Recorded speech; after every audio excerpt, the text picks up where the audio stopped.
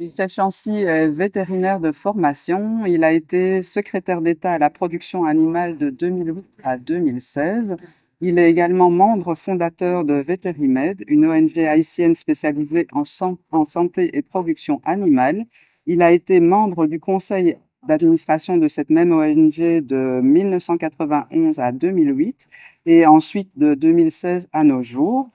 Depuis 2016, il est responsable des programmes de production et santé animale et enseignant-chercheur à la Faculté des sciences de l'agriculture et de l'environnement de l'Université Quisqueya. Il est également professeur à la Faculté d'agronomie et de médecine vétérinaire de l'Université d'État d'Haïti. Bonjour Michel Chancy. Bonjour Nadia, merci pour l'invitation. Ben, merci à toi. Est-ce que par rapport à ce thème sur l'actualité et la politique, ici les perspectives politiques, est-ce que tu peux te présenter par rapport à ton activité politique et tes engagements également?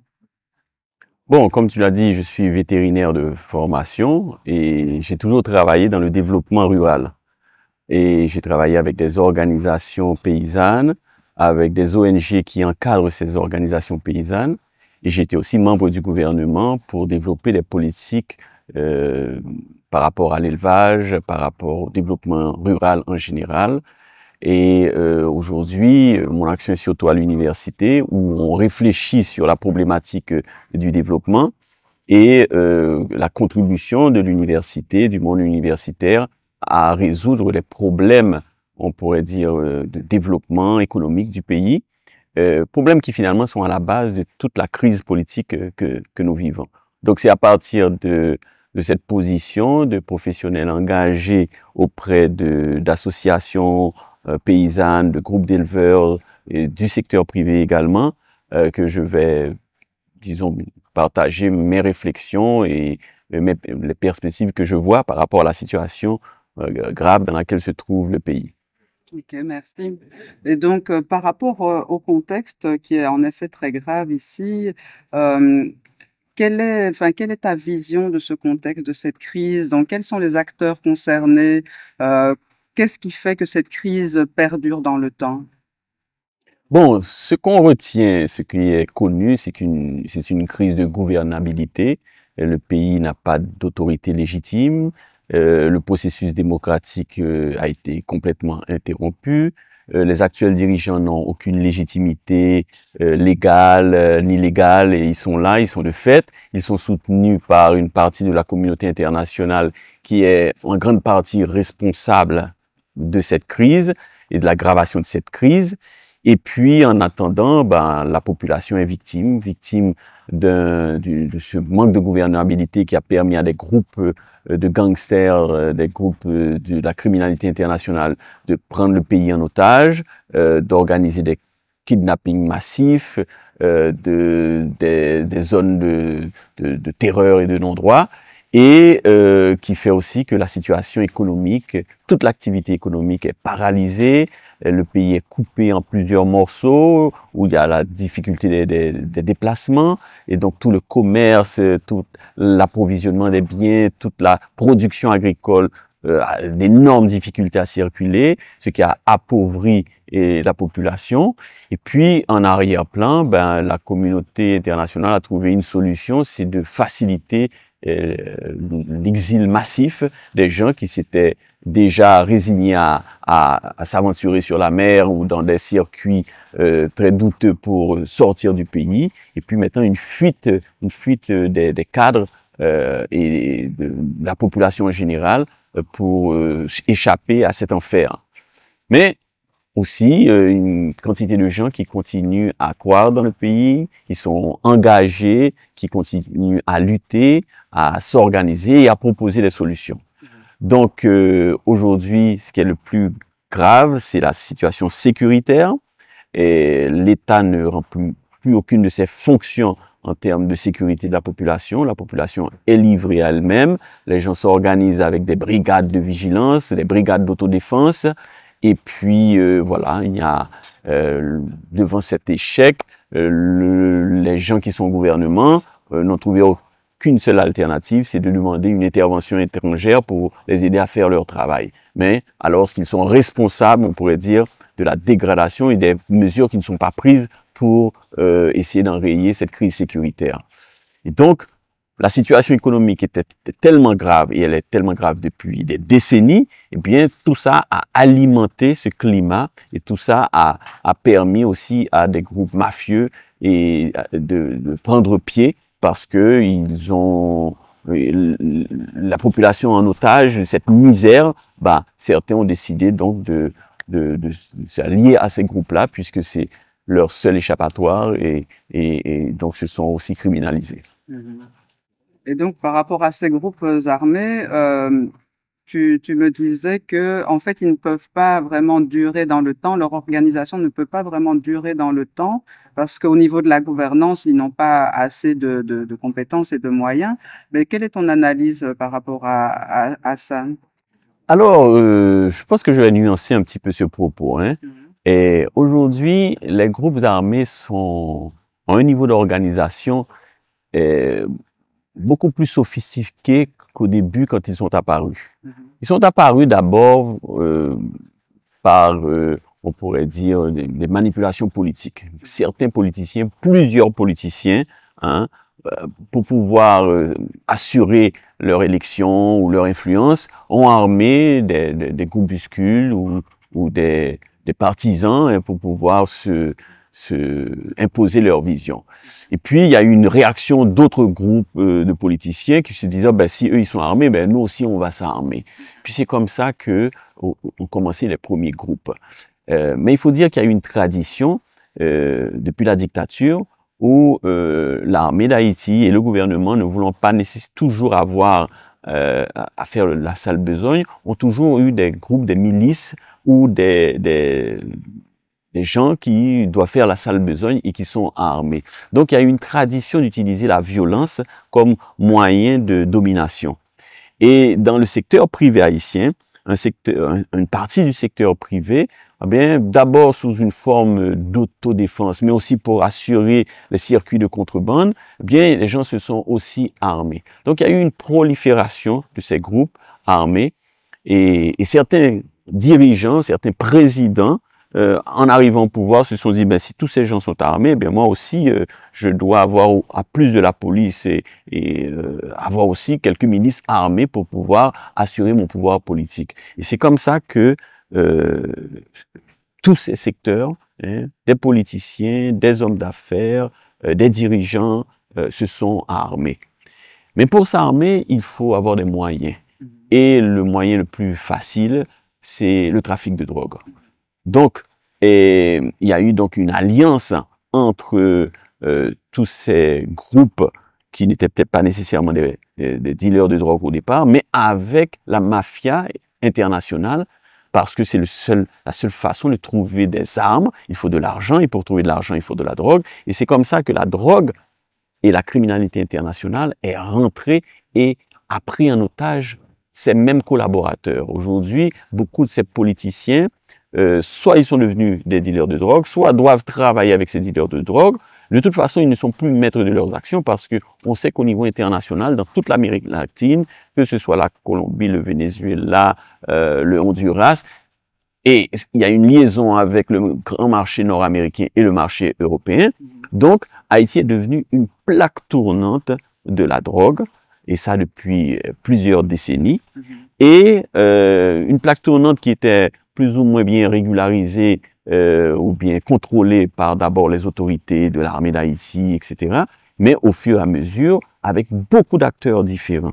Et donc, finalement, c'est la grande criminalité internationale qui tire le plus grand profit de cet effondrement de l'État haïtien, parce que l'État s'est effondré sous ce poids. La justice haïtienne s'est effondrée, la police nationale s'est effondrée sous ce poids de toute cette criminalité vue, assurée et comprise par, je pourrais dire, les acteurs internationaux.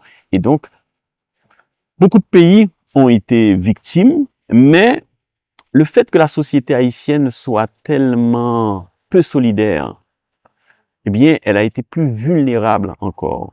C'est-à-dire que vous avez des grands pays, comme le Mexique, aujourd'hui l'Équateur, où il y a une influence, une véritable terreur qui est assurée par tous ces groupes mafieux autour de la drogue. Mais ces États continuent à exister et assurer un minimum. Mais la violence est terrible. On le sait dans tous ces pays. Et même là, chez nos voisins, en République dominicaine, le trafic de la drogue a une très grande importance. Mais l'État continue à exister. En Haïti, l'État était trop faible. Et l'État est trop faible parce que la société elle-même est une société qui est très informelle et où il n'y a jamais eu une grande solidarité. Nous avons une structure d'un pays où l'essentiel de l'activité de production, c'est la production agricole. C'est une activité qui a été laissée aux seuls paysans pauvres. Je parle de paysans pauvres, je parle de paysans qui ont en 80% moins d'un hectare de terre, qui possèdent une vache, un cochon, 2 chèvres en moyenne, et qui cultivent un peu de maïs, de café, d'haricots, enfin, bref, des paysans extrêmement pauvres qui n'arrivent pas à survivre et à s'alimenter malgré que ce sont les principaux producteurs qui assurent jusqu'à présent 50% de ce qu'on retrouve sur le marché national. Et ces gens vivent dans l'insécurité alimentaire et dans la misère. Eh bien, mais ça, c'est le fait de l'abandon des élites haïtiennes.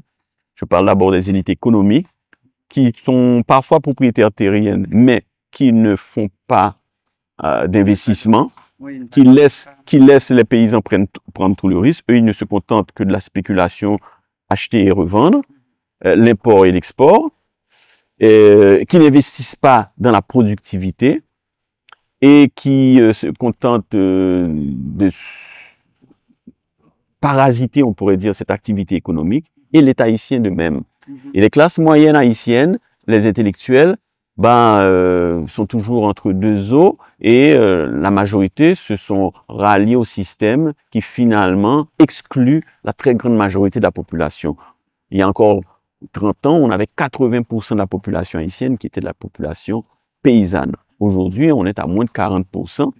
Et les gens qui ont laissé le monde rural pour aller en ville, c'est pour gonfler d'immenses bidonvilles, puisque l'agriculture ne rapporte pas, ne permet pas de manger. Donc les gens se sont réfugiés dans les villes, où ils peuvent recevoir des transferts d'argent, puisqu'il y a des millions d'Haïtiens qui ont quitté le pays. Et donc la paysannerie a investi dans l'émigration. Et aujourd'hui, la principale source de devises du pays, c'est l'argent provenant de l'étranger. Et donc cet argent arrive dans les villes, permet aux citadins de manger, d'aller à l'école, mais qui n'aide pas au développement économique. Et donc, on a une prolifération d'une jeunesse dans les bidonvilles, et c'est ce qui a donné on pourrait dire, le ferment et le substrat pour pouvoir monter tous ces gangs armés et qui aujourd'hui terrorisent cette même population. Oui, donc là tu parles vraiment d'un système décentralisé avec la diaspora qui est à l'étranger, qui essaie de soutenir les personnes ici dans les bidonvilles, mais ce n'est pas suffisant, donc ça fait que il y a cette insécurité, cette instabilité qui est là et qui permet donc aux gangs armés de prendre des recrues, en fait, si je comprends bien. Et donc, en fait, par rapport à ce système de criminalité à grandeur, à grande échelle, quelles seraient les possibilités d'enrayer ce système? Parce que là, ça semble être vraiment énorme. Hein. Bon, alors il faut revenir toujours aux causes. Oui. Aujourd'hui, je pense qu'une grande partie de la population et des élites ont bien compris que ce manque de solidarité économique, le fait qu'on ait abandonné l'agriculture aux petits paysans pauvres, les paysans sont restés pauvres parce que depuis 40 ans, on a décidé d'importer des produits et de leur faire du dumping. Et une grande partie de la classe possédante n'a comme activité que justement le commerce à partir de ces produits importés. Et donc, l'activité économique a créé cette pauvreté par les choix qui ont été faits. Et donc, aujourd'hui, j'ai rencontré, je discute avec des gens de ces familles possédantes qui ont monopolisé le commerce à leur profit et aux dépens de l'agriculture et de la majorité de la population qui était agricole, qui se disent, mais c'est fou, mais nous avons provoqué cette pauvreté. Et donc, il faut produire autrement, il faut créer de la richesse autrement, pour une meilleure répartition de la richesse. Parce que tant qu'il n'y aura pas cette répartition de la richesse, eh bien, les politiciens, les dealers de drogue, tout le monde pourra alimenter ces groupes armés, puisque ce sera toujours plus facile. Et donc, il y a une remise en question profonde, et on le voit à travers les organisations du secteur privé, les chambres de commerce, on le voit à travers des regroupements qui se sont formés, le groupe Macaya, Carrefour l'Espoir, donc, où au moins c'est verbalisé. C'est-à-dire que je pense qu'il y a une grande partie de la société qui aujourd'hui ose dire « nous avons failli en tant qu'élite ». Voilà. Maintenant, entre cette affirmation et faire les choses autrement, ce n'est pas aussi facile parce que les conditions se sont énormément dégradées, même pour ceux qui se disent bah, eh bien, si j'ai investi dans le commerce et non dans la production, je vais aujourd'hui investir dans la production, mais voilà, le pays est déjà pris en otage. Où, comment se déplacer, comment faire transporter les marchandises? Là, il y a un véritable problème. Donc, ce qu'il y a de positif, c'est que il y a cette reconnaissance, il y a cette, je pourrais dire, cette prise de conscience par rapport aux causes qui ont provoqué cette situation. Et donc, aujourd'hui, il faut trouver une façon de rompre le cercle vicieux et de pouvoir rétablir des conditions qui permettront à ces gens qui ont pris conscience d'investir autrement. Est-ce qu'ils vont le faire? Ça, c'est autre chose. Mais aujourd'hui, ils se rendent compte, et j'ai des témoignages extraordinaires de gens qui ont 40 ans, qui se disent, ben nous, on a pu jouir de ce pays de façon, on pourrait dire, injuste, mais nos enfants ne peuvent même plus jouir de ce pays. Ils sont tous à Miami, ils sont tous en Europe, et nous sommes la dernière génération. Nos enfants ne sont déjà pratiquement plus haïtiens. Donc, ils se rendent compte que cet Haïti qu'ils ont aimé, cet Haïti injuste, inégal, cet Haïti d'apartheid, on pourrait dire, qu'ils ont aimé, même cet Haïti-là est en train de disparaître pour eux. Et c'est à ce moment-là qu'il y a cette prise de conscience en disant, mais si on veut continuer le rêve de la nation haïtienne, on doit faire les choses autrement. Maintenant, comment le faire? C'est pas facile, parce qu'il va falloir casser ça. Mais il n'y a pas d'autre chose à faire. Et un autre exemple que je pourrais prendre, c'est... Comment casser ça avec ce contexte politique et enfin, comment est-ce que ça pourrait se faire dans ce contexte-là? Donc aujourd'hui, il faut casser cette dynamique. C'est un problème actuel d'aujourd'hui. Ce n'est pas facile, mais ça doit se faire. Alors, il y a plusieurs propositions. Le gouvernement propose à inviter une force étrangère à venir le faire. Tout le monde sait que cette force étrangère ne pourra pas le faire comme elle est présentée. Ça ne veut pas dire qu'on n'a pas besoin de solidarité internationale, oui. Mais même s'il faut un appui avec une force étrangère, il faut d'abord une prise en charge de la problématique par les Haïtiens eux-mêmes. Oui, et puis une vision aussi de qu'est-ce qui va se mettre en place après. Voilà, donc il y a des propositions sur la table. Mais la difficulté, c'est que les gouvernants actuels bloquent. Ils disent qu'ils veulent le faire, mais ils veulent le faire sous leur leadership, un leadership qu'ils n'ont pas. Et ils veulent le faire sous leur contrôle absolu et sans la participation des autres. Alors que n'importe quelle solution devra arriver à mobiliser de larges secteurs de la population. Le peu de secteurs organisés doivent pouvoir participer à cette mise en place. C'est-à-dire la question sécuritaire n'est pas l'affaire du Premier ministre et du directeur général de la police. C'est l'affaire de tous les citoyens. Aujourd'hui, les citoyens ont déjà exprimé leur volonté d'exercer leur droit à l'autodéfense. Ils ont organisé des brigades, ils ont organisé du contrôle dans certains quartiers, mis des barrières. Il y a eu des mouvements de réaction violente par rapport aux gangs. Tout ça, c'est de l'autodéfense. Mais cette autodéfense peut être encadrée. Mais pour cela, il faut des dirigeants légitimes et des dirigeants qui acceptent de collaborer avec tous ces secteurs et pas des dirigeants méprisants. Donc ça, c'est une première chose. Donc il y a une volonté de tous les secteurs de la population parce que finalement, très peu de gens bénéficient de la situation actuelle. Très, très peu de gens. Parce que les gangs sont tellement violents qu'ils n'arrivent même plus à régénérer, on pourrait dire, une certaine sympathie. Tous les gens qui collaborent avec les gangs sont pris en otage.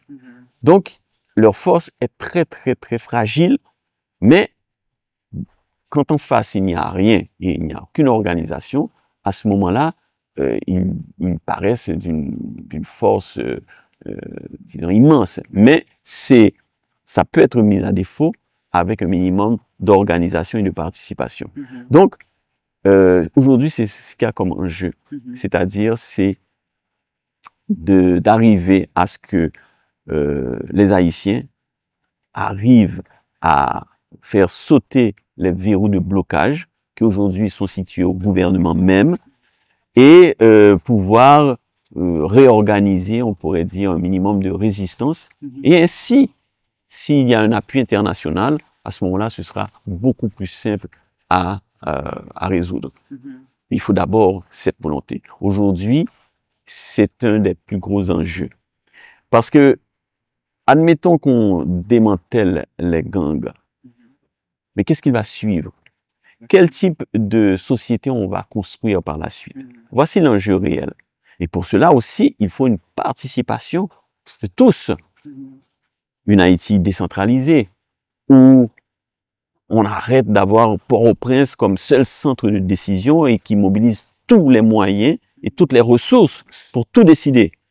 Donc cette décentralisation doit fait partie d'une autre vision. Il faut qu'il y ait un débat, il faut qu'il y ait des décisions là-dessus.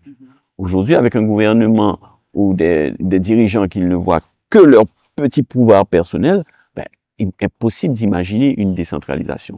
C'est une demande de toutes les couches de la société qui vivent dans les autres régions du pays. Comment rétablir une économie basée sur la production et non sur le commerce?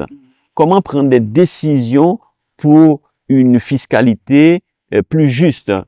Comment organiser une sécurité également qui réponde aux problèmes du pays?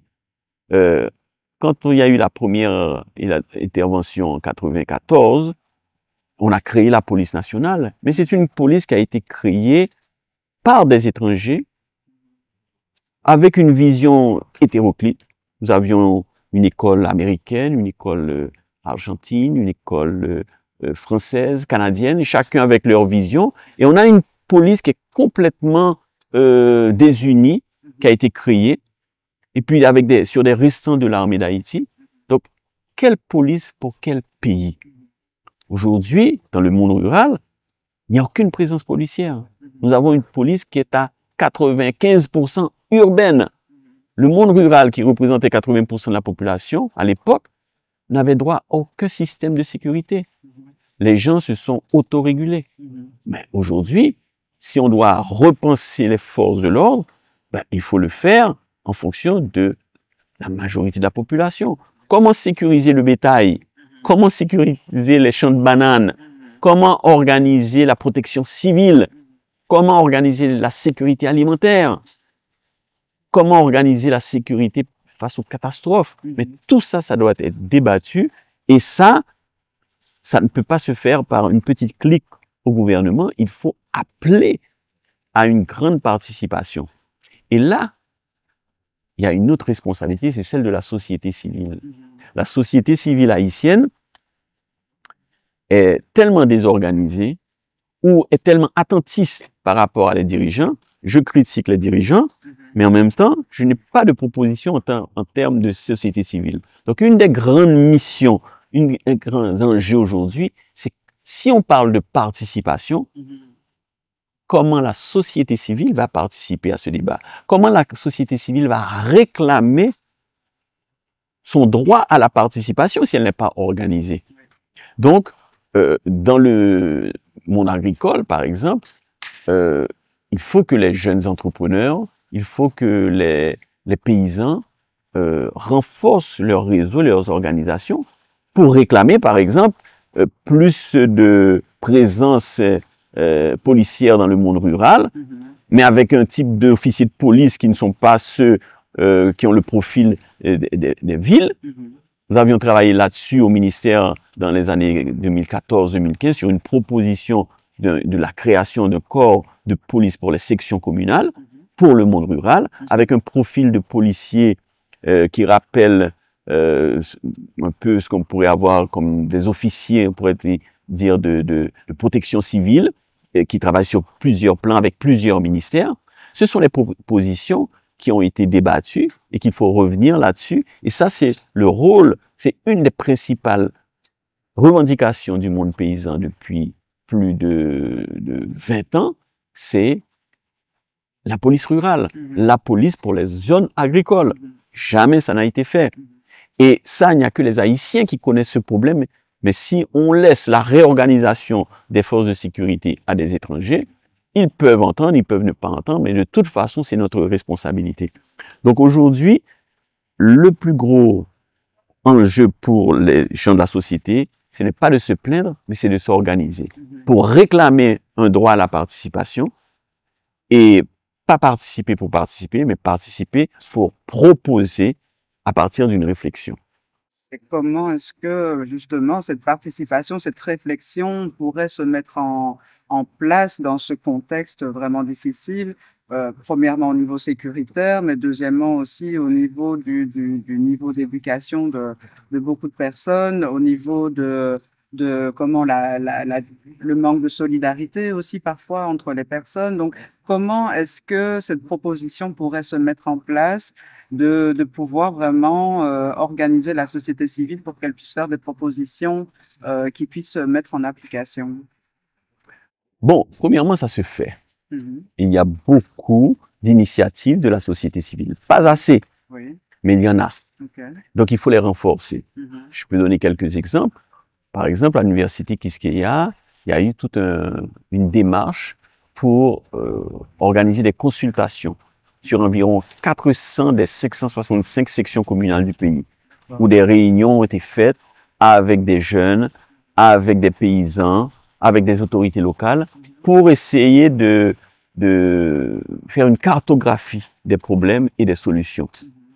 Hein, c'est sorti il y a maintenant une base de données sur ces gens, sur ces idées, sur ce diagnostic et ces propositions. Et cette base de données, elle est disponible. Et ce sont des gens qui l'ont montée. Donc, un travail comme celui-ci peut être renforcé, il peut servir de base pour beaucoup de réflexions. Un autre exemple, au niveau de certaines chambres de commerce, je prends par exemple des chambres de commerce et d'industrie avec lesquelles je suis en contact dans le nord, dans le nord-est, dans le nord-ouest, dans le sud, eh bien, il y a un processus de réunion entre des membres. Il y a des contradictions, il y a des difficultés, mais par exemple, dans le nord et le nord-est, les deux présidents, ce sont des agro-industriels. Ce sont des gens qui sont impliqués dans la production, qui essaient de bousculer un peu d'autres collègues et qui sont en train de faire un travail de mobilisation de d'autres acteurs du secteur agricole ou agro-industriel pour justement venir avec des propositions de relèvement. Quand il y a eu cette mobilisation qui est là jusqu'à présent sur la question de la frontière et du canal à Ouanaminthe, eh bien, ce qui a sauté aux yeux pour la société haïtienne, c'est que ça suffit, on arrête d'acheter des œufs de la République dominicaine et de la volaille. Ce n'est plus possible. Pourquoi on ne peut pas produire?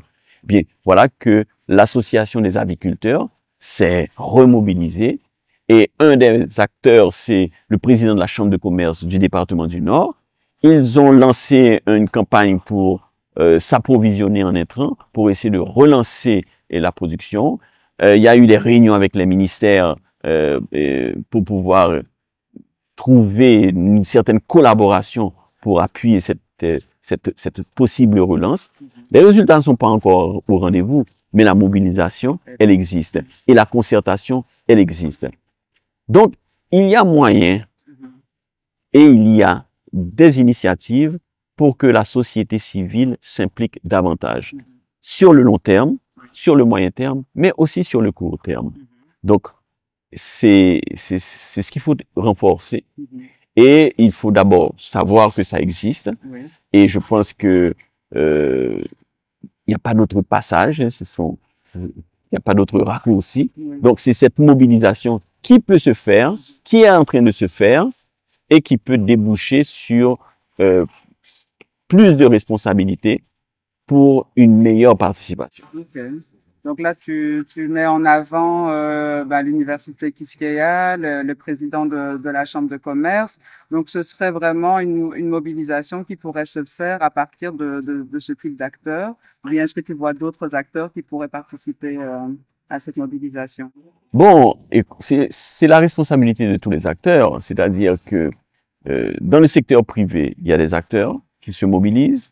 Dans le secteur paysan, il y en a. Dans le secteur des femmes, il y en a. Dans le secteur des droits humains, dans le secteur culturel. Donc, toutes les strates de la société, tous les regroupements possibles doivent se mobiliser. Certains ont plus de capacités que d'autres. Ça dépend des fois de capacités individuelles, de gens plus engagés. Ça dépend aussi de certaines opportunités qui peuvent se présenter. Aujourd'hui, l'économique est plus, je pourrais dire, on peut se mobiliser plus par rapport à l'économique parce que l'économique peut donner des réponses immédiates à la situation de misère que vivent les gens. D'autres secteurs ont plus de difficultés parce que quand on a faim, quand on n'a pas d'argent en poche, c'est plus difficile de réunir les gens parce que les gens souffrent trop, la situation est extrêmement difficile. Mais les secteurs économiques ont montré un certain dynamisme. Le secteur de l'éducation, comme à l'université, où il y a des jeunes qui se mobilisent, ce n'est pas suffisant. Hein, jusqu'à présent, les résultats ne sont pas au rendez-vous, mais on peut penser que on peut avoir des surprises et surtout, il faut y travailler. Oui, travailler à renforcer déjà ces structures existantes. Il faut travailler à renforcer ces structures existantes. Il faut renforcer des actions qui se font. Par exemple, j'en avais parlé dans l'interview sur l'université et les jeunes entrepreneurs. Eh bien, si je prends des actions pour aider des jeunes à rentrer dans la dynamique de la production agricole, on avait pris les exemples de la production de lapins ou la transformation du lait, eh bien, c'est aussi l'occasion pour réunir ces jeunes et venir avec des propositions par rapport à l'avenir du pays. C'est pas simplement produire des lapins pour produire des lapins, c'est aussi comment peut-on créer des conditions pour que on puisse produire. Mais pour ça, ces propositions-là, elles touchent le politique, elles touchent la politique commerciale, elles touchent la politique de décentralisation, elles touchent la politique sécuritaire. Donc, celui qui se regroupe pour mener une activité économique, il peut aussi réfléchir, discuter, se concerter sur tout ce qui crée l'environnement qui va favoriser cette activité économique et qui est indispensable. Et aujourd'hui, la question sécuritaire elle est centrale. Oui. Est-ce que, quel est le pouvoir d'action, le pouvoir d'agir de la société civile sur sur les décisions qui sont en train d'être prises par rapport à la force d'intervention kenyenne, par rapport à d'autres grandes actions comme ça? Donc, quelle est vraiment, oui, la possibilité d'action vraiment sur ce genre de décision? Bon, je pense qu'il faut toujours se mobiliser, toujours agir. Maintenant, quand on le fait de façon organisée, de façon concertée, à ce moment-là, on peut être beaucoup plus efficace. Donc, il faut aussi le faire de façon collective et communiquer avec la majorité de la population. Et aujourd'hui, les secteurs organisés de la société civile ont une responsabilité par rapport même au problème actuel de la sécurité. Le problème actuel de la sécurité, il faut le comprendre et il faut aussi sensibiliser les gens sur leurs responsabilités et sur ce qu'on a comme vision pour le futur. Donc, la sécurité, aujourd'hui, se pose en termes d'autodéfense, par exemple. Bien, et l'autodéfense est un droit constitutionnel. Les Haïtiens, les gens, les citoyens ont le droit de se défendre et de s'organiser pour se défendre. Mais cette organisation doit être encadrée. Malheureusement, l'État n'encadre rien, mais les organisations de la société civile peuvent faire un minimum de concertation pour organiser cet encadrement de façon à être plus efficace et surtout pousser la réflexion pour être un interlocuteur en face de ceux qui vont agir. Si la communauté internationale décide finalement d'agir, bah, elle doit pouvoir discuter et il faut pouvoir s'imposer dans la discussion et pour ça, il faut une vision, il faut des discussions, des débats internes autour de la société civile pour arriver à des propositions et faire comprendre voici les enjeux, voici ce que nous avons comme préoccupation, que ce soit sur la mission de cette force d'intervention, que ce soit sur son mode opératoire, que ce soit sur les comptes à rendre, toutes les balises qu'il faut pour éviter des bavures, pour éviter ce qui s'est passé, l'échec qui s'est passé dans les interventions antérieures. La société civile doit se positionner et doit réfléchir là-dessus pour pouvoir proposer. D'abord, le premier niveau, c'est la réflexion, c'est la discussion, ce sont les débats, c'est sensibiliser le plus de gens possible. C'est dans cette seule condition qu'on peut être un interlocuteur valable et pour pouvoir avoir une force de proposition. Et déjà en proposant et en étant écouté, c'est une façon d'agir. Sans compter que l'autodéfense est une action aussi. Et cette autodéfense, ça ne c'est pas le premier pays à s'organiser pour l'autodéfense, ça se fait dans d'autres pays. Même à Miami, on a ce qu'on appelle le Citizen Watch, où il y a des réseaux de communication, de renseignement entre la population et les forces de police pour pouvoir prévenir certains problèmes. Mais ça se fait, ça peut se faire aussi en Haïti, si ça se fait de façon professionnelle, avec des gens, et il y a des gens de la société haïtienne qui ont ces connaissances, qui ont l'expérience, qui ont cette formation. Il faut simplement une organisation de ce travail et il y a des organisations de la société civile qui peuvent participer, que ce soit les organisations des hommes d'affaires, que ce soit d'autres types d'organisations, de producteurs qui peuvent participer à cette réflexion. Oui, tout à fait. Donc, en effet, le pouvoir d'agir, en fait, de la société civile est assez énorme parce que, en fait, elle peut vraiment, par la sensibilisation, par la mobilisation, vraiment étendre, justement, son impact et devenir des interlocuteurs de plus en plus, au premier plan, je dirais. C'est la seule façon de contrer cet effondrement de l'État, cette incapacité des dirigeants. Il faut que ce vide soit comblé par la société elle-même. Parce que, dans un sens, on pourrait dire que cet échec ou cette non-organisation des dirigeants, c'est un peu notre reflet. Et puis, s'il n'y a rien, personne pour challenger, à ce moment-là, on aura pratiquement les dirigeants qu'on mérite, je pourrais dire, d'une certaine façon. Donc, nous devons nous mobiliser pour avoir d'autres dirigeants que nous méritons et à partir de visions communes, de visions concertées qui reflètent nos aspirations. Et alors, par rapport à cette mobilisation, avec ce programme Biden qui draine quand même beaucoup d'Haïtiens à l'extérieur du pays, donc là, je ne sais pas exactement le nombre de personnes qui ont participé dans ce programme d'émigration. Est-ce que cette mobilisation est encore possible avec, par rapport à cette situation? Et puis, ce programme Biden, au fait, c'est quoi exactement les conséquences actuelles, mais aussi futures, à court, à moyen et à long terme? Bon, quand ce programme a commencé, il y a eu des tas de postes pour expliquer que dans ce manuel de l'art de la guerre, on explique bien qu'il faut permettre à l'ennemi une porte de sortie pour qu'on puisse assurer l'échec. Alors, je ne sais pas si ce programme Biden est pensé dans ce sens, mais c'est évident que ce programme a drainé de l'énergie, des mobilisations, de l'argent, des ressources extraordinaires. Les gens se sont mobilisés pour partir. Mais qui peut reprocher à quelqu'un de laisser le pays? Les gens qui ont vécu des situations horribles, des situations inimaginables en termes d'insécurité, c'est pas possible de condamner ça. Donc les gens partent et ça fait partie des données. Maintenant, qu'il y ait Biden ou non, il partait même avant sans Biden. Oui. Donc aujourd'hui, c'est facilité, c'est la crème de la crème. Mais aussi, on voit que la diaspora haïtienne qui fait partie de la réalité haïtienne n'oublie pas Haïti. Elle continue à réclamer son rôle dans les solutions. Bien sûr, c'est beaucoup plus compliqué quand on est plus dans le pays. La marge de manœuvre mais c'est vraiment n'est plus la même, mais on a accès à certaines ressources, on a une possibilité d'influence. Donc, on n'a pas le choix. Il faut que la diaspora et ceux qui sont partis récemment, eh bien, continuent à se mobiliser pour de là où ils sont, ils puissent contribuer à la résolution de la crise. Et ça, c'est pas impossible à faire.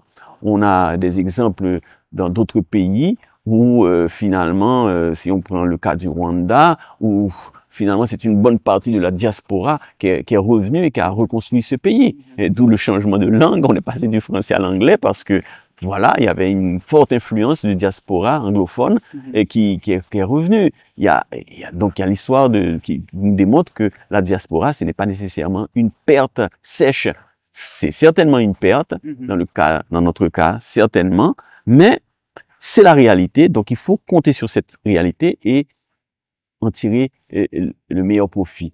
Et je pense qu'on n'a pas le choix, donc il faut se mobiliser sur ça. Il faut aussi améliorer les contacts, les canaux de communication et d'action entre la diaspora et les gens sur le terrain. J'ai participé à plusieurs conférences organisé par des gens de la diaspora sur l'investissement en Haïti, à Montréal, à Atlanta. Donc, les gens veulent apporter des ressources, ils veulent apporter leur contribution, ils veulent investir dans le pays. Et aujourd'hui, ce n'est pas avec des gens qui n'ont aucune ressource à investir qu'on va pouvoir, disons, démarrer certaines activités économiques. Donc, la diaspora veut participer, mais il faut organiser cette participation. Il faut que la diaspora vienne en appui à des choses qui se font déjà dans le pays. Et moi, je suis en contact avec beaucoup d'Haïtiens de la diaspora qui offrent et qui seraient prêts à le faire. Bien sûr, ce n'est pas facile, rien n'est facile, mais c'est encore possible. Donc, regardons l'aspect positif et pas seulement l'aspect négatif. Oui, tout à fait. Mais c'est vrai que merci beaucoup pour cette information, parce que c'est vrai qu'en général, on voit la fuite des cerveaux, la fuite de la force vive comme un échec, comme une perte, etc. Et là, en fait, tu remets une perspective pour dire, mais non, ce n'est pas spécialement une perte, on peut vraiment compter encore sur eux et ils sont toujours une force vive ici. Donc, merci pour ce changement de perspective que moi, je n'ai pas en tout cas l'habitude d'entendre. Donc, merci beaucoup. Donc, voilà. Alors, pour conclure, peut-être peux-tu dire un peu, mais quelles sont les perspectives pour les générations futures par rapport à cette situation? Comment est-ce que ces générations futures vont pouvoir évoluer dans cette réalité qui est devenue Haïti? Bon, et c'est pas seulement Haïti. Le monde est devenu très compliqué, très préoccupant, que ce soit pour les enjeux du changement climatique, que ce soit tous les enjeux des formes de démocratie, que ce soit, enfin, il y a tellement de problèmes. Donc, les Haïtiens sont très touchés, mais il n'y a pas qu'Haïti. Donc, je pense que il faut continuer à croire, il faut continuer à se mobiliser, à agir ensemble. Les gens qui sont plus âgés ont une très grande responsabilité pour transmettre beaucoup de choses. Et les jeunes sont vraiment assoiffés, ils cherchent, ils veulent des solutions, mais il faut pouvoir s'adapter à leur vision aussi et à leurs besoins. On ne peut pas revenir avec les mêmes schémas, les mêmes analyses, les mêmes façons d'agir. Chaque génération a ses caractéristiques. Donc, il faut respecter ce changement. Pour ça, il faut être en contact avec les jeunes. C'est ce que nous faisons à l'université. Nous essayons d'être à l'écoute et voir comment ils peuvent participer tout en leur apportant aussi le maximum qu'on peut leur apporter. Et je ne serais pas surpris d'être surpris par Haïti. C'est-à-dire que des fois, il y a des sursauts qui sont incroyables dans l'histoire et j'ose croire que c'est encore possible et pour Haïti. Et puis, même dans la conjoncture actuelle, ça traîne depuis des années, mais on ne sait jamais. Il peut y avoir des changements étonnants. Mais pour ça, il faut apporter, il faut continuer à contribuer. Voilà. Ben, merci beaucoup Michel Chancy pour cette analyse de l'actualité ici en Haïti. Merci pour ton engagement pour Haïti. Je te laisse le dernier mot pour conclure, si tu as encore quelque chose à dire. Bon, l'action collective, je pense que tout ce qui, les gens, action collective, complot des gens de bien. C'est-à-dire que tous ceux qui veulent vraiment des changements, qui veulent vraiment du bien pour ce pays, pour cette population, pour ce monde, doivent se mettre ensemble, ils doivent apprendre à comploter ensemble pour faire de bons complots, pour arriver à faire des merveilles. Merci beaucoup Michel Chancy, merci beaucoup.